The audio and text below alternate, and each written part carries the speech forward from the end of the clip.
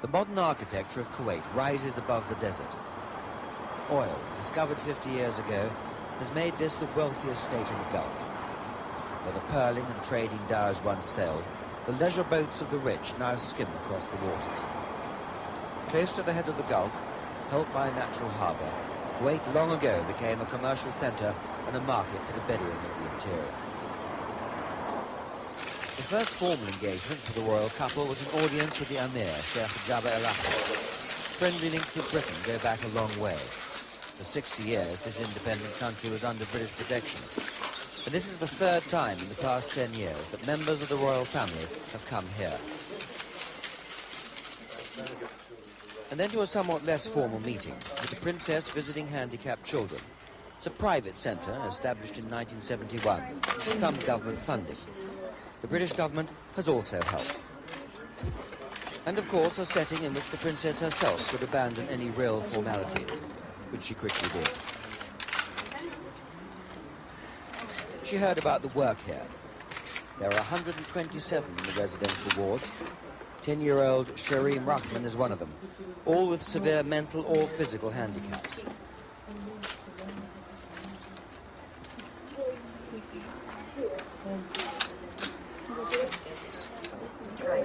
Fatal Rada, 14 years old, excited and clutching a Union Jack, was delighted to see her.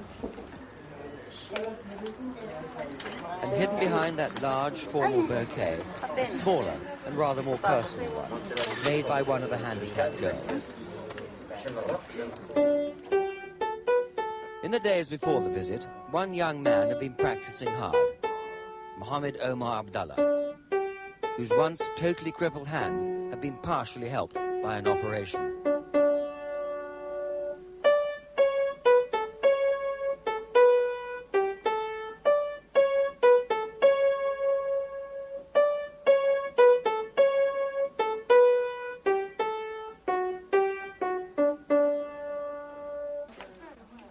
On the day, he was note perfect for the princess.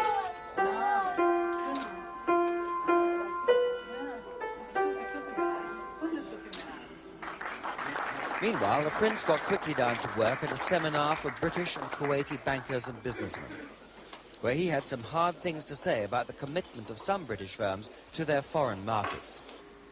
British firms are consistently losing out to foreign competition through an inexplicable inability to appreciate the long-term importance of investing in the establishment of a presence in the country with which you want to do business. Other countries take the trouble to do it. It may seem expensive, but it must be worth it if everybody else does it. So why can't we? But a more pleasant surprise that evening for British children after a long wait at the British Embassy. Not only did the princess come out and talk to them, but she was on her way to a royal banquet and dressed very much for the occasion.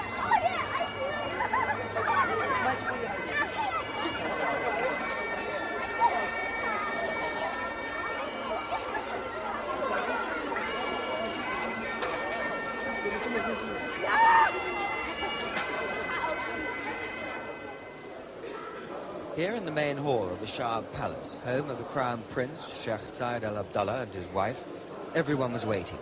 Arab courtiers gravely discussing last-minute changes. And on display, a magnificent cake, decorated with the Kuwait and British flags. And then the entrance of the Prince and Princess of Wales, to face a battery of cameras and flashlights. Mostly aimed, it must be said, at Princess Diana.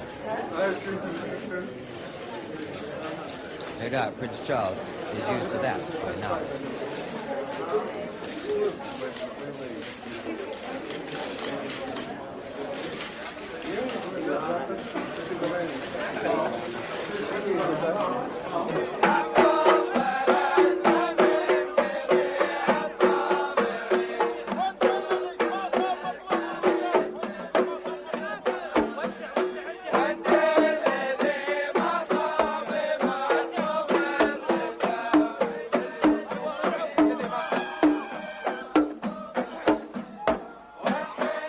Kuwaitis are keen to keep alive old traditions and to remember a past which has never been written down, only passed on by word of mouth.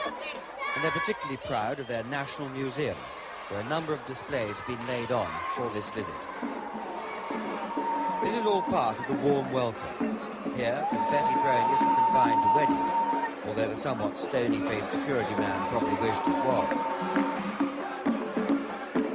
All around, the continuous beat of drums, singing and dancing. And plates of sweets and dates and other Arab delicacies to tempt the princess.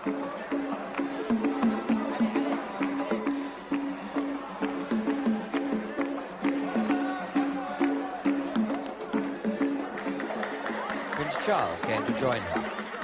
He'd been looking at the museum's Islamic collection, one of the finest in the world.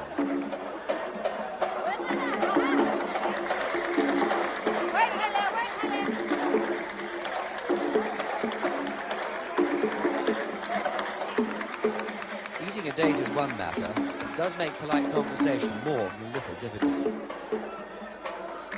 One divan length away, Prince Charles was happily drinking his coffee. But the princess was still having problems. What do you do with your date stone when so many people are watching your every movement? Her husband showed her how, and all was well. Presents were exchanged. The princess slipping on a delicate black shawl, heavily embroidered with gold. For the prince, a rather more practical garment, also edged with gold. The princess also received a silver coffee set, while the prince got a silver falcon.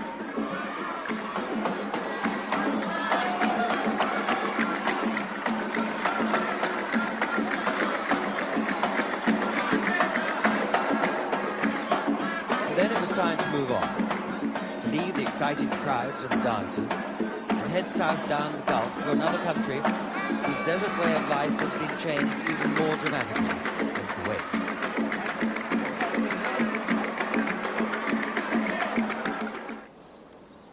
Here, the harshness of that desert life has now been softened. In Abu Dhabi, flowers bloom around the year. In the capital of the United Arab Emirates, water, desalinated from the sea, flows as freely as oil. The ruler, Sheikh Saad bin Sultan Al Nahyan, has decreed it should. But the traditional desert life has gone forever, and it's all happened with amazing speed. Oil was discovered here only 30 years ago. One man there at the time, Edward Henderson, a former ambassador. I think it's a miracle. I mean, to produce all this out of nothing. You could hardly imagine the island as it was. I've got a photograph in my book showing it. There's absolutely nothing, virtually. The old palace was there, and most people lived in sort of palm-frond huts, which let the air in. It looks very romantic, but try living that way. Some old traditions do live on. In the boatyard, timber from the forests of Pakistan and Kenya are fashioned into the classic lines of a variety of dhows, as they have been for hundreds of years. For this area has been an important trade route linking ports in China, India, the Mediterranean and Europe. The old skills, though, are still here, passed on from one generation to another. With the newfound wealth has come a new community. From India, and Pakistan and Bangladesh, from the countries of the Arab world, from Europe and America. And these new immigrants now outnumber the white-robed nationals by 8 or 9 to 1. The majority of them tending to take on the more lowly and unloved jobs. This huge immigrant community of non-citizens is a matter of some concern to the government, but not something the royal couple will be seeing. And so the Prince and Princess arrived in Abu Dhabi, the largest and richest of the 7 sheikhdoms which make up the United Arab Emirates.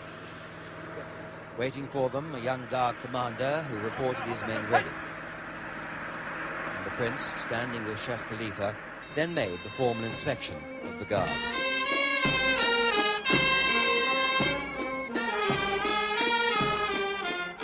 The Princess attended to more civilian matters, working her way down the line of local dignitaries, the Prince now by her side. The audience with the ruler, Sheikh Saad, came later, as is the custom. Another custom, of course, is that outside the family, men and women don't mix.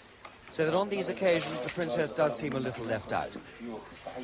And it was to the prince that the ruler turned to inquire about the queen, who visited the Gulf 9 years ago. How is Her Majesty? She's very well. Thank you very much. She's very well, the prince said. This is a desert country with no permanent